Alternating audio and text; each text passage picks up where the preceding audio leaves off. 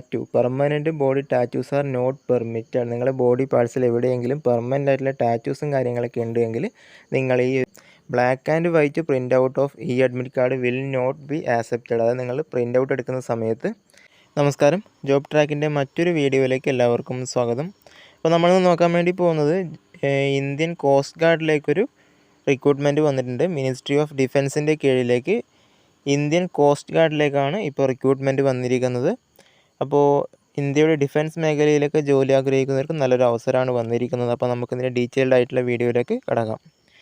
അപ്പോൾ ഇപ്പോൾ വിളിച്ചിരിക്കുന്ന assistant കമാൻഡൻ്റായിട്ട് general ഡ്യൂട്ടിയും technical എൻട്രിയുമാണ് ഇപ്പോൾ വിളിച്ചിരിക്കുന്നത്. 2025 ബാച്ചിലേക്കാണ് ഇപ്പോൾ വിളിച്ചിരിക്കുന്നത്. ഓൺലൈനായിട്ടാണ് അപ്ലൈ ചെയ്യേണ്ടത്. 19 ഫെബ്രുവരി 2024 മുതലാണ് ഇതിൻ്റെ ഓൺലൈനായിട്ടുള്ള അപേക്ഷ സ്റ്റാർട്ട് ചെയ്തിരിക്കുന്നത്. നിങ്ങൾക്ക് മാർച്ച് 6 വരെ 2024 മാർച്ച് 6 വരെ നിങ്ങൾക്കിത് ഓൺലൈനായിട്ട് അപ്ലൈ ചെയ്യാൻ വേണ്ടിയിട്ട് സാധിക്കുന്നതാണ്. അപ്പോൾ ഇതിൻ്റെ ഡീറ്റെയിൽസും കാര്യങ്ങളൊക്കെ ലഭിക്കാൻ വേണ്ടിയിട്ട് നിങ്ങൾ join Indian coast guard .cdac.in എന്ന വെബ്സൈറ്റ് സന്ദർശിക്കുകയാണെങ്കിൽ ഇതിൻ്റെ ഡീറ്റെയിൽസും കാര്യങ്ങളൊക്കെ ലഭിക്കുന്നതാണ്. കൂടാതെ നമ്മളിതിൻ്റെ PDF കാര്യങ്ങളൊക്കെ നമ്മൾ ടെലഗ്രാമിൽ പോസ്റ്റ് ചെയ്തിട്ടുണ്ട്. താല്പര്യമുള്ളവർക്ക് നമ്മുടെ ടെലഗ്രാം ചാനലിൽ കൂടി ജോയിൻ ചെയ്യാവുന്നതാണ്.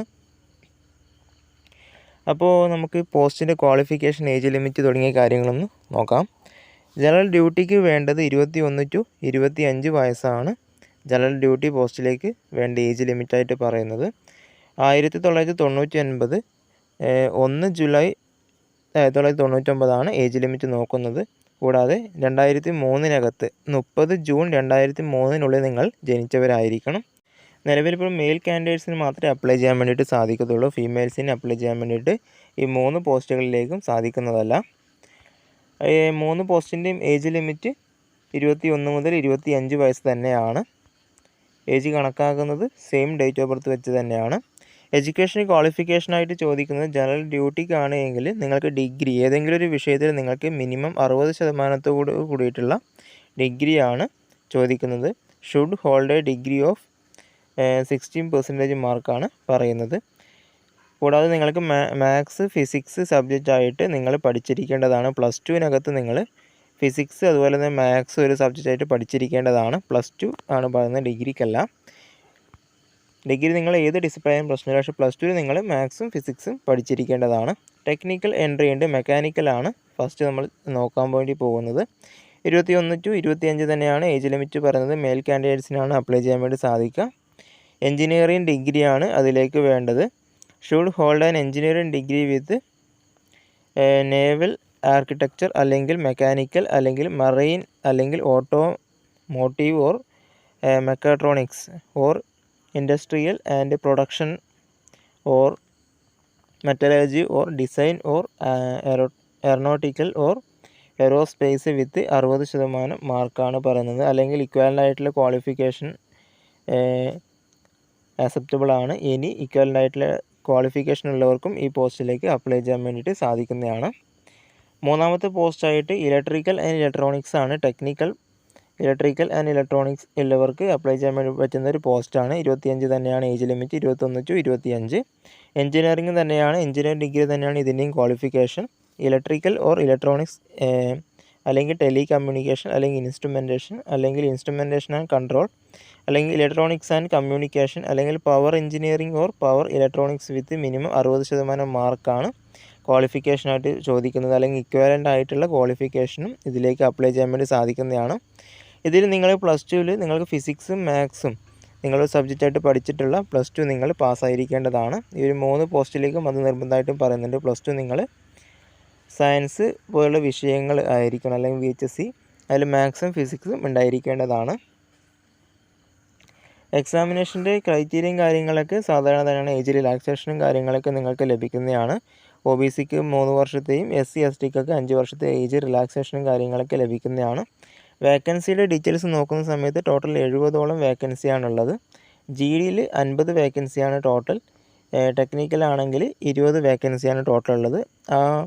ജനറൽ ഡ്യൂട്ടിയിൽ URന് 17 വേക്കൻസി ഉണ്ട്. EWSന് 2, OBCക്ക് 18, STക്ക് 7, SCക്ക് 6 വേക്കൻസിയാണുള്ളത്. ടെക്നിക്കൽ നോക്കുന്ന സമയത്ത് ടോട്ടൽ 20, അതിൽ URന് 5 വേക്കൻസിയാണ്. EWSന് വേക്കൻസി ഇല്ല. OBCക്ക് 8, STക്ക് 2, SCക്ക് 5 വേക്കൻസി. ഇങ്ങനെ ടോട്ടൽ 70 വേക്കൻസിയാണ് ഉള്ളത്. ഇതിൻ്റെ PDF നിങ്ങൾ ബാക്കി ഡീറ്റെയിൽസിന് വേണ്ടിയിട്ട് PDF ഒന്ന് ചെക്ക് ചെയ്ത് നോക്കുക. ഇതിൻ്റെ സിലബസും കാര്യങ്ങളൊക്കെ കൊടുത്തിട്ടുണ്ട്. ഇംഗ്ലീഷ് ഉണ്ടായിരിക്കേണ്ടതാണ് 25 മാർക്കിന്. റീസണിങ് ആൻഡ് ന്യൂമറിക്കൽ എബിലിറ്റി 25 മാർക്കിന് ഉണ്ടാവും. General science and mathematical aptitude 25 മാർക്കിന് ഉണ്ടാവുന്നതാണ്. General knowledge 25 mark. അങ്ങനെ ടോട്ടൽ 2 മണിക്കൂറിൻ്റെ ഡ്യൂറേഷനാണ്. നിങ്ങൾക്ക് 100 മാർക്കിൻ്റെ ചോദ്യമായിരിക്കും, 100 ക്വസ്റ്റ്യൻസ് ആയിരിക്കും ഉണ്ടായിരിക്കുക. നോർമലൈസേഷനും കാര്യങ്ങളൊക്കെ ഉണ്ടാവുന്നതാണ്. തുടങ്ങിയ കാര്യങ്ങളൊക്കെ നോട്ടിഫിക്കേഷനായിട്ട് ഡീറ്റെയിൽഡ് ആയിട്ട് തന്നെ കൊടുത്തിട്ടുണ്ട്. അപ്പോൾ നമ്മൾ നോട്ടിഫിക്കേഷൻ കംപ്ലീറ്റ് വായിക്കണമെന്ന് പറയാനുള്ള കാരണം ഇതാണ്. Print out of the admit card stage 1 black and white print out of admit card will not be accepted. അതായത് നിങ്ങൾ പ്രിൻ്റ് ഔട്ട് എടുക്കുന്ന സമയത്ത് ബ്ലാക്ക് ആൻഡ് വൈറ്റ് ആയിട്ടുള്ള പ്രിൻ്റ് ഔട്ടും കൊണ്ട് പോവുകയാണെങ്കിൽ എക്സാമിന് നിങ്ങൾക്ക് കയറാൻ വേണ്ടി സാധിക്കുന്നതല്ല. അവർ കളർ പ്രിൻ്റ് തന്നെ എടുത്തിട്ട് പോകേണ്ടതാണ്. കൂടാതെ നിങ്ങൾ 2 കളർഡ് പാസ്പോർട്ട് സൈസ് ഫോട്ടോഗ്രാഫ് കൂടി സ്റ്റേജ് 1 എക്സാമിന് കൊണ്ടുപോകേണ്ടതാണ്. ഒറിജിനൽ ID പ്രൂഫ് കൂടി ഉണ്ടാവണം. പിന്നെ SC/ST കാൻഡിഡേറ്റ്സൊക്കെ ആണെങ്കിൽ ഒറിജിനൽ കാസ്റ്റ് സർട്ടിഫിക്കറ്റും 3 ഫോട്ടോ കോപ്പി കൂടി അറ്റസ്റ്റ് ചെയ്തിട്ട് സെൽഫ് അറ്റസ്റ്റ് ചെയ്തിട്ടുള്ള 3 കോപ്പി കൂടി കൂടെ കരുതേണ്ടതായിട്ടുണ്ട്.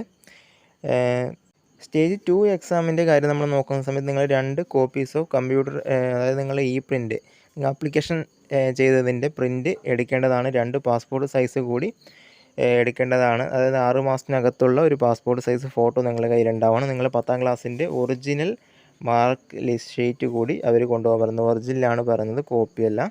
+2ൻ്റെയും ഒറിജിനൽ ചോദിക്കുന്നുണ്ട്. ഡിഗ്രിയുടെയും ഒറിജിനൽ കൊണ്ടുപോകേണ്ടതുണ്ട്. പ്രൂഫ് ഓഫ് ഐഡൻറ്റിറ്റിയുടെ ഒറിജിനൽ ഏതെങ്കിലും ഒരു പ്രൂഫ് കൂടി നിങ്ങൾ കൊണ്ടുപോകേണ്ടതായിട്ടുണ്ട്. ഈ ഒരു കാര്യങ്ങളൊക്കെ നിങ്ങൾ നോട്ടിഫിക്കേഷൻ പൂർണ്ണമായിട്ട് വായിച്ചു നോക്കുക. ഇതൊക്കെ ചിലവരൊക്കെ മെയിനായിട്ട് നമ്മൾ ശ്രദ്ധിക്കുന്ന, സാധാരണ മുഴുവൻ എക്സാമുകൾക്ക് നമ്മൾ പ്രിൻ്റ് ഔട്ടൊക്കെ കൊണ്ടുപോകുന്നത് ബ്ലാക്ക് ആൻഡ് വൈറ്റ് ആണ്. അത് ഇവിടെ പ്രത്യേകം തന്നെ പറയുന്നുണ്ട്. അപ്പോൾ ഇത്തരത്തിലുള്ള കാര്യങ്ങളൊക്കെ നോട്ടിഫിക്കേഷൻ കംപ്ലീറ്റ് വായിച്ചു നോക്കിയാൽ നിങ്ങൾക്ക് മനസ്സിലാവത്തുള്ളൂ. അവിടെ വെയ്റ്റും കാര്യങ്ങളൊക്കെ ഇപ്പോൾ ഫിസിക്കൽ സ്റ്റാൻഡേർഡും കാര്യങ്ങളൊക്കെ പറയുന്നുണ്ട്. ഹൈറ്റ് നിങ്ങൾക്ക് 157 സെൻറ്റിമീറ്റർ മിനിമം ഉണ്ടായിരിക്കേണ്ടതാണ്. വെയ്റ്റ് നിങ്ങൾക്ക് നിങ്ങളുടെ ഏജിനും ഹൈറ്റിനനുസരിച്ച് വെയ്റ്റ് നിങ്ങൾക്ക് ഉണ്ടാവുന്നതാണ്. ചെസ്റ്റ് നിങ്ങൾക്ക് 5 സെൻറ്റിമീറ്റർ എക്സ്പാൻഷൻ ഉണ്ടായിരിക്കേണ്ടതാണ്. ഹിയറിങ് നോർമലായിരിക്കണം. ഐസൈറ്റ് 6/6 ആയിരിക്കണം. അപ്പോൾ ഇവിടെ കൊടുത്തിട്ടുണ്ട് ടാറ്റൂയുടെ കാര്യം ഇവിടെ പ്രത്യേകം കൊടുത്തിട്ടുണ്ട്. Permanent body tattoos are not permitted on any part of the body. അതായത് നിങ്ങൾ ശ്രദ്ധിക്കേണ്ട കാര്യം, നിങ്ങൾ ടാറ്റു അല്ലെങ്കിൽ എന്തെങ്കിലുമൊക്കെ ഇവിടെ പ്രധാനപ്പെട്ട കാര്യങ്ങൾ ശ്രദ്ധിച്ചു നോക്കുക. Tattoo, permanent body tattoos are not permitted. നിങ്ങളുടെ ബോഡി പാർട്സിൽ എവിടെയെങ്കിലും പെർമനൻ്റ് ആയിട്ടുള്ള ടാറ്റൂസും കാര്യങ്ങളൊക്കെ ഉണ്ടെങ്കിൽ നിങ്ങൾ ഈ ഒരു അപേക്ഷയിലേക്ക് തിരഞ്ഞെടുക്കുന്നതല്ല. അപ്പോൾ നിങ്ങൾ അപേക്ഷകൾ അയക്കാനും ഇതിൻ്റെ വെബ്സൈറ്റും കാര്യങ്ങളൊക്കെ ഇവിടെ തന്നെ കൊടുത്തിട്ടുണ്ട്. Join Indian coast guard .cdac.in എന്ന വെബ്സൈറ്റ് നിങ്ങൾ സന്ദർശിക്കുന്നതിന് നോട്ടിഫിക്കേഷനും മറ്റ് കാര്യങ്ങൾക്കൊക്കെ അപേക്ഷ അയക്കാനൊക്കെ ആയിട്ട്. അപ്പോൾ ഇത്രയൊക്കെയാണ് ഈ വീഡിയോയിലൂടെ നമ്മൾ പറയുന്നത്. അപ്പോൾ മറ്റൊരു വീഡിയോ ആയിട്ടും കണ്ടുമുട്ടാം. അതുവരെ ബൈ.